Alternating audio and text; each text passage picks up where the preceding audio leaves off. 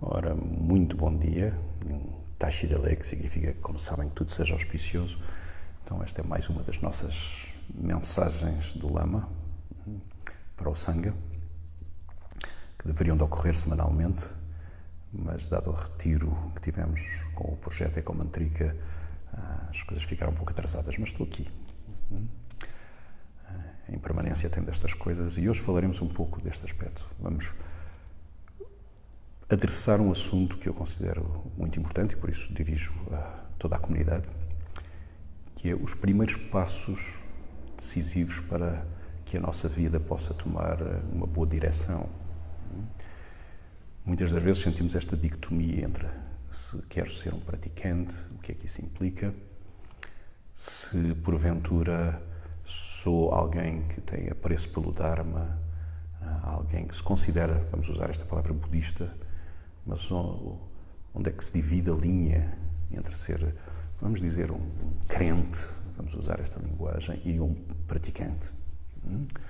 Então, esta é uma definição que só pode ser feita por nós próprios. Mas para tomarmos uma boa decisão sobre o que fazer, precisamos de pensar verdadeiramente o que é que queremos da nossa vida. Essa é a primeira coisa. Então, mesmo quando vamos a um centro, ou vamos pedir instruções, ou assistir a um curso, devemos pensar o que é que eu verdadeiramente quero da minha vida e o que é que eu pretendo do Dharma. Então não há respostas corretas, há a resposta que nós podemos dar. Primeira coisa, temos que olhar bem para a nossa vida. Olhar para o nosso passado, ver o nosso caminho, olhar para o nosso presente e ver na ligação entre o passado e o presente o que é que atingimos. E fazer uma terceira pergunta, que é o que é que eu quero atingir? O que é que eu espero da minha vida? Qual é o meu propósito nesta vida? Essas são perguntas extremamente importantes. Nenhum lama te pode dar uma resposta, nenhum texto pode dar-me uma resposta, nem mesmo um Buda te pode dar uma resposta. És tu que tens que olhar para a tua vida e, volto a dizer, observar o teu passado, observar o teu presente e pensar o que é que queres verdadeiramente no futuro. Então, tenho dito muitas das vezes que neste momento falamos muito da alimentação biológica. Queremos coisas orgânicas, biológicas, não aos transgénitos. Então, eu tenho brincado também, vamos dizer também não à espiritualidade transgénita, uma espiritualidade acelerada, que queremos uma espiritualidade orgânica, biológica, que demora o seu tempo a estabelecer-se. Então, para isso precisamos de usar bom senso. E não há melhor forma de começar do que perguntar verdadeiramente o que é que eu quero da vida. Qual é o meu propósito, o meu objetivo? Se puderes responder isto claramente, é mais fácil saberes o que é que queres também da prática. Para te ajudar, talvez seja útil, quando olhas para a tua própria vida, tentar perceber a estrutura da própria vida, as causas e condições que gerem a tua própria vida. Estamos sempre a dizer que o caminho espiritual é uma forma de autoconhecimento, então temos que olhar para nós próprios para ter esse autoconhecimento. Como digo muitas das vezes, citando um grande mestre chamado Dogen, estudar o Dharma é estudar-se a si próprio. Então, precisas de olhar para ti próprio, de uma forma não dogmática, não religiosa de todo, em que não estás a seguir as coisas convencido por outrem. Seja este outrem o Lama, o Buda, as Escrituras, alguém carismático, precisas de parar, olhar e perceber, ok. Porque, por exemplo, podemos perceber, não é um dogma, esta vida é impermanente, está sempre a mudar. Mas ela não muda aleatoriamente, muda baseado em causas e condições, certo?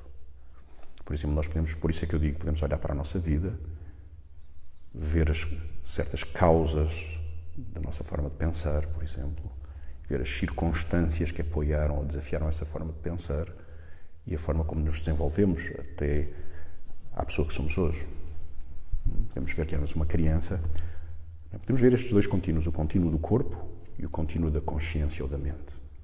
Então, quer o contínuo do corpo está alicerçado no princípio de causa e efeito e na impermanência, ou seja, o corpo é impermanente e vai mudando de acordo com certas causas e condições.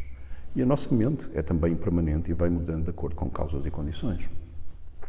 Por exemplo, nós sabemos que a causa imediata do nosso corpo são os genes dos nossos pais. Existiram circunstâncias, é claro que poderíamos investigar isto muito mais para trás, mas vamos ficar por aqui. Existem certas circunstâncias que apoiam o desenvolvimento do feto e quando nascemos nesta vida, através da alimentação, de certos cuidados, então o nosso corpo pode se desenvolver de uma forma mais saudável ou menos saudável. Se não tomarmos certos cuidados, então o nosso corpo desenvolve-se de uma forma menos saudável. Se tomarmos certos cuidados, como boa alimentação, exercício, todas estas coisas, não é? Então vamos criando boas condições para o desenvolvimento do nosso corpo. O mesmo se passa com a nossa mente.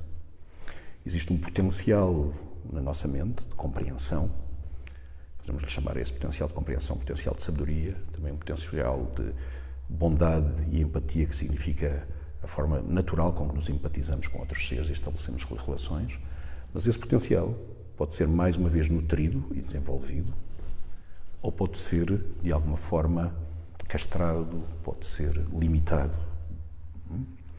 Então, aquilo que eu vos peço é primeiro olhar para a vossa vida e ver como é que este princípio da impermanência se foi manifestando no vosso corpo, na vossa mente, mas também tentando perceber que condições, que circunstâncias é que foram moldando esta impermanência até chegarem onde chegaram hoje.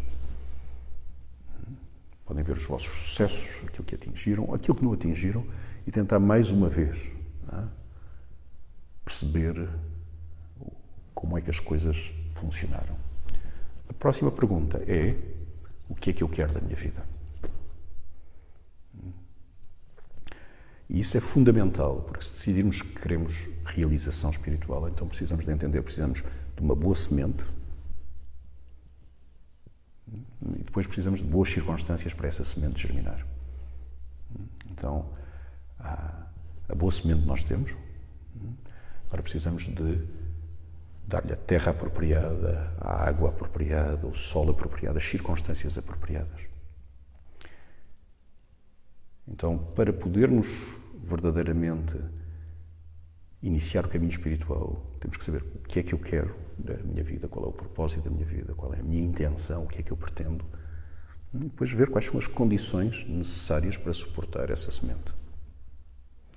Então, eu quero que estas mensagens sejam muito curtas, mas deixarei uma pequena recomendação. Durante esta semana, mesmo para não ficar uma coisa demasiado filosófica, quase um passatempo prosaico sem sentido, às vezes é útil olhar para a natureza e ver que, tal como o nosso corpo e a nossa mente, qualquer fenómeno na natureza é impermanente e sujeito a causas e condições. Se eu olhar para uma flor, como já mencionei, então preciso de uma semente, depois preciso de limpar a terra, colocar a semente, alimentá-la e, quando ela germinar, preciso protegê-la até que o resultado surja. Não posso ainda perceber: se eu semear arroz, não vou colher cevada; se eu semear cevada, não vou colher arroz. Então, no início da plantação é muito importante saber o que é que eu quero plantar, arranjar uma boa semente, depois plantar, cuidar, nutrir, ainda antes de plantar, cuidar da terra, certo? Plantar, nutrir, quando surge os brotos, precisamos de continuar a proteger, até que finalmente, depois de todo este trabalho, há um resultado. Então o caminho espiritual não é diferente. Então, precisamos de olhar para a natureza e perceber o que é que eu quero da minha vida, qual é a semente daquilo que eu quero, qual a boa terra para aquilo que eu quero e como é que eu vou cuidar e nutrir esta semente, este broto, até que dê o resultado. Uma vez que tenhamos decidido isso, toda a prática se torna fácil. Ou simplesmente não queremos praticar, porque essa pode ser a nossa decisão. Então, claro que todo este palavreado difícil, bodhicitta, karma, natureza última, tudo isto são só palavreados se não tivermos decidido verdadeiramente o que é que queremos da nossa vida, se não olharmos verdadeiramente de uma forma muito orgânica para a nossa vida. Então, quando tivermos entendido isso, se decidimos que queremos ser um praticante, então o bodhicitta começa a fazer sentido. A realização da natureza última começa a fazer sentido. Sem essa decisão, nada faz sentido. Então, terminarei dizendo uma coisa: se não fizer sentido não é o que tu queres ser um praticante, então, ao menos não te enganas. Não te enganas a ti, não enganas os outros. É bastante nobre. Não nos auto-enganarmos, no qual somos especialistas, infelizmente, e não enganar os outros, é bastante nobre. Então, mesmo que tenhas afinidade com o Dharma, podes dizer, se eu não sou um praticante, então devo ser um cidadão responsável, um bom ser humano, seguindo os 16 conselhos do rei Songyan Tsengampo. E posso, ainda assim, apoiar a atividade de Dharma daqueles que querem ser bons praticantes. Eu posso ter o meu trabalho, o meu emprego, a minha vida mundana, não terei que fazer tantos retiros, não terei que dedicar-me muito ao estudo do Dharma, mas ainda assim vou habitar no princípio de causa e efeito, acumular mérito, sabedoria, lentamente. Talvez na próxima vida seja um bom praticante, mas tudo depende desta primeira coisa. O que é que eu quero da minha vida?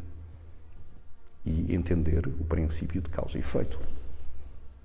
Boas reflexões. Muito obrigado.